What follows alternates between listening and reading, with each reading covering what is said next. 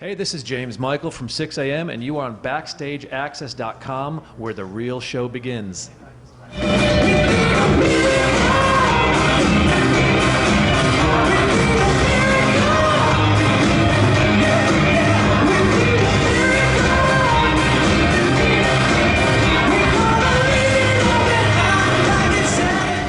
You're here with Backstage Access in Toronto, Ontario, at the Phoenix Concert Hall with a producer, writer, a man of many talents, James Michael of Sixx A.M. How you doing, buddy? I'm great. How are you doing, man? Good. You guys just rolled into town, and the tour's going. I mean, just sold out every show. It's been unbelievable. Yeah. It really is a dream come true for all three of us because we started this band 7 years ago and literally had no intention of doing anything but maybe making one record. Right. And I don't even think we had plans to go to radio with it or anything. So here we are doing our first headline tour 7 years later, 3 full-length studio records under our belt, selling out shows, and we're just having the time of our lives. And people have been clamoring for a tour. I mean, you guys did a little bit back, I think it was 2010 with the Motley Crue tour, the Crue Fest. Yeah. But ever since then, it's like, when is Sixx A.M. getting on the road? When is Sixx? But now you guys are on the road and dates are selling out all over. And yeah. Congratulations, Thank finally. you. It's really crazy because, in some respects, everything about this band has happened kind of accidentally, or at least very organically. Right. We really did not start this band with the intention of getting out and touring or doing any of that stuff. And yet from the very beginning when we made the Heroin Diaries soundtrack, we had this immediate connection to our fans through social media. And so we've built this relationship with our fans through social media. So what's really fun for us is to finally, after 7 years of basically being pen pals with our entire fan base, to be able to come out and see them face to face, it's like a family reunion every single night, and it's just wonderful. And we're having such a great time, and it really inspired us to, to realize that this is just the tip of the iceberg. We're going to go back into the studio at the end of this year and start making our 4th record, and then we plan on touring all next year. Cool. Yeah. And I think fans probably out there are really happy and excited to hear that. The 3rd record, what we just talked about, it came out in October, Modern Vintage. I think it's more of an experimental. It's definitely different than the last 2. Was that more organically planned? Or I should say, is that more planned, or is that more of an organic outcome that kind of just happened that way? Well, I think both. I don't think they're exclusive of one another. The record, from our perspective, is incredibly organic, and I'll tell you why. But it was very intentional that we made this record this way. On the first record, the Heroin Diaries soundtrack, obviously we had Nikki's Diaries, which eventually got published and became the book, The Heroin Diaries. So we had created a soundtrack to that. We had written music and produced music that was inspired by that. And then with This Is Gonna Hurt, our second album, we had all of that photography in the book, This Is Gonna Hurt. Yep. So on this record, it was very important to us that we did not have a peripheral thing like a book or like photography, because we wanted this record to not only reveal to our fans who we've become as a band, but reveal to ourselves who we've become as a band. So what we did on this record is we went back into all of the music and all of the bands that inspired us when we were kids and when we were just starting to discover rock and roll. Bands like Queen and ELO and Elton John and the list is long, and we really studied the spirit in which how those records were made, how they were recorded, how they were so performance-based, how they were so song-based. And we wanted Modern Vintage to be that type of a rock record. So it's very diverse. When you go back and you listen to a Queen record, for instance, every single song is so dramatically different than the song before it and the song after it. And that's the type of rock music experience that we grew up on and that was important to us. So we wanted to bring that type of a rock experience to our fans. And I think Modern Vintage does that, and does it the way that we're all very proud of that record, for the very reason that we're having a lot of these discussions about the bands that we loved, and we wanted those influences to come through very boldly on this record. We didn't want it to be subtle.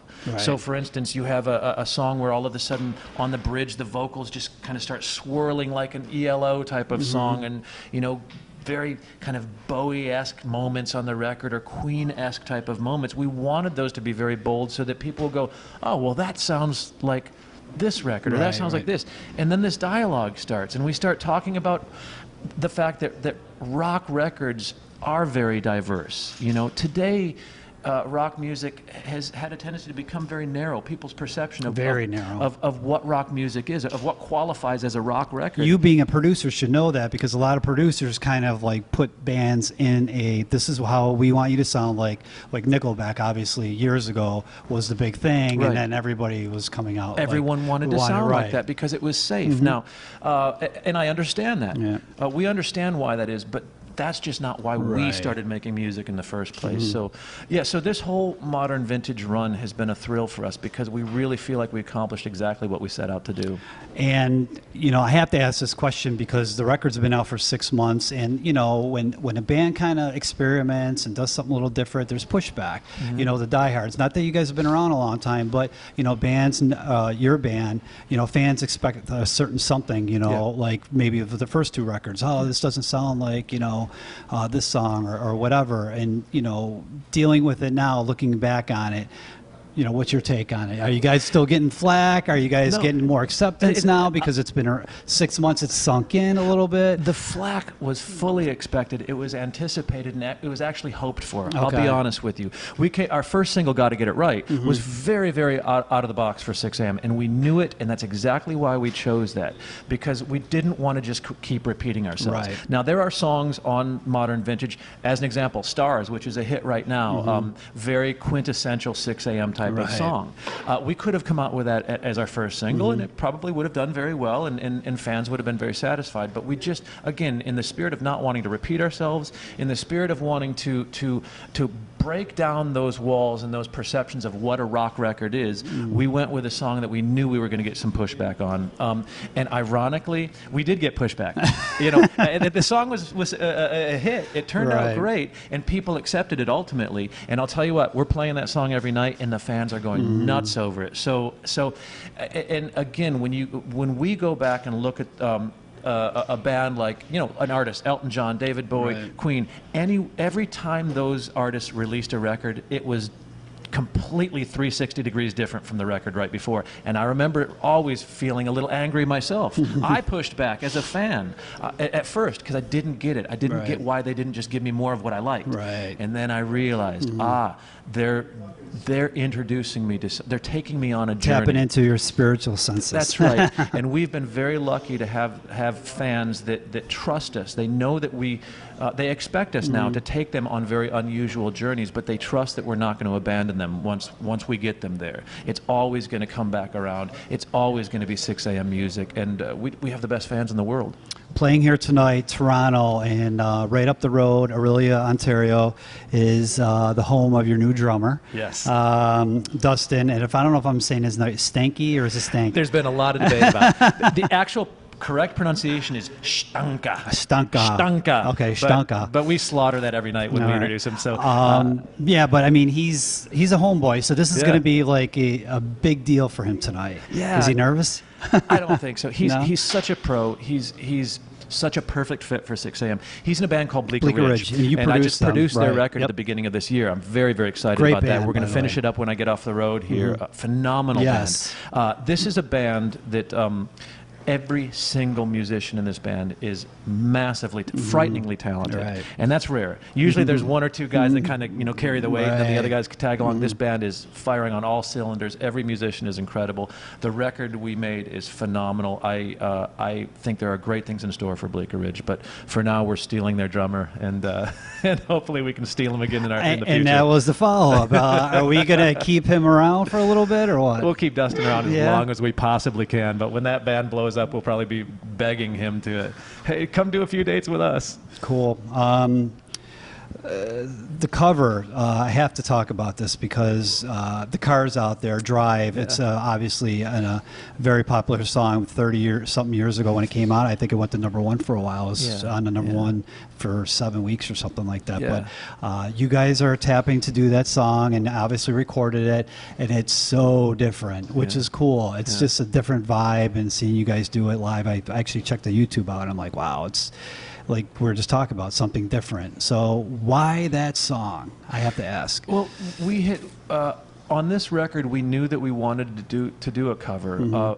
Much for the same reason as I was explaining before, we just wanted to find out who we had become as a band. Now, when you're playing your own songs or songs that you've written, it's kind of, you know, you can't really judge because you're just doing what comes naturally to you, even if you're pushing yourself in a certain direction. So to do a cover and reinterpret somebody else's song was very revealing to us as far as how we would do that. And the reason that we landed on the Cars song, we actually had a couple of other ones that we were working on, and then one day I think Nicky was driving, he heard it, and he called me and said, "What about this song?" And he just sang the first line of it, and I was like, "Oh, yeah." And the reason that it was such a fun choice for us is because when you analyze what that song is, it's very much a 6 a.m. type of song. The lyrics are incredibly painful and dark and sad. This message is dark and sad, and then it's embodied in this kind of very beautiful, kind of linear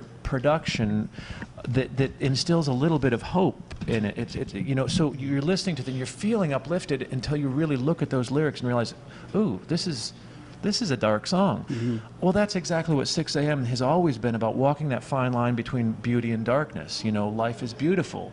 Songs like that deal with very heavy subject matter, but find some way to shine a light on it and find some hope, so that there's this need to come back to it. You know, if there's not at least a glimmer of hope in a song, it's a one-listen song. Right. And so when we looked at the lyrics for Drive, it really spoke to us on a very 6 a.m. level. And then the choice that we made was to really shine the attention on those lyrics. And that's why we started off as a piano ballad. Yeah, I was just saying, it's really slow and it's really focusing. You don't hear the music's more actually in the background than the lyrics are foreground, yes, for sure. So Yeah. you're forced to kind of just look at the loneliness and the intimacy of this lyric, and then it starts to unfold, and then it starts to kind of cascade, and these kind of technological moments come in, and the orchestration comes in, and then it becomes again this celebration of the new and the old, of the modern and the vintage, and it really became a centerpiece of the record, actually. I want to actually talk about your solo career, and the song "Learn to Hate You" came out a couple years ago. And are you going to be doing a full-length CD? I know with 6 a.m.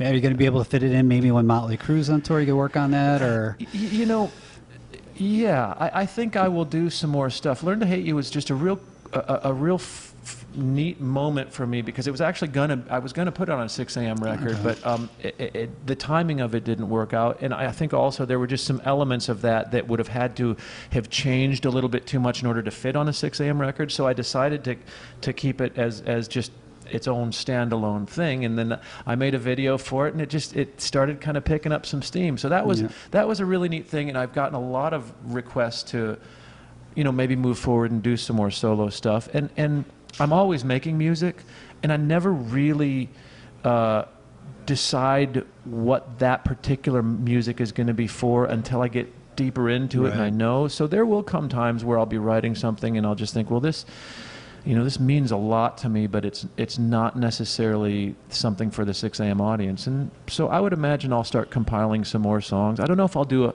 a full record, but I will definitely make more songs and make more videos and put them out there just to share them with people, because it's fun. So there will be a build, or I should say continuation. Learn to Hate You. Learn to Hate You. There will be a follow-up, and I expect think so. that. Okay. I think so, yeah. You worked with a lot of different artists, everybody from Papa Roach to Kelly Clarkson, the Scorpions, everybody in between. Who was your favorite artist to work with, and why? Wow. Well, I'm going to give a politically correct answer to this. I loved working with all of them. Wow. No, it's every single time it's such a different experience. And I will tell you this very sincerely. I have made some of the most incredible friends in some of the most unusual places because of this very diverse career that I have.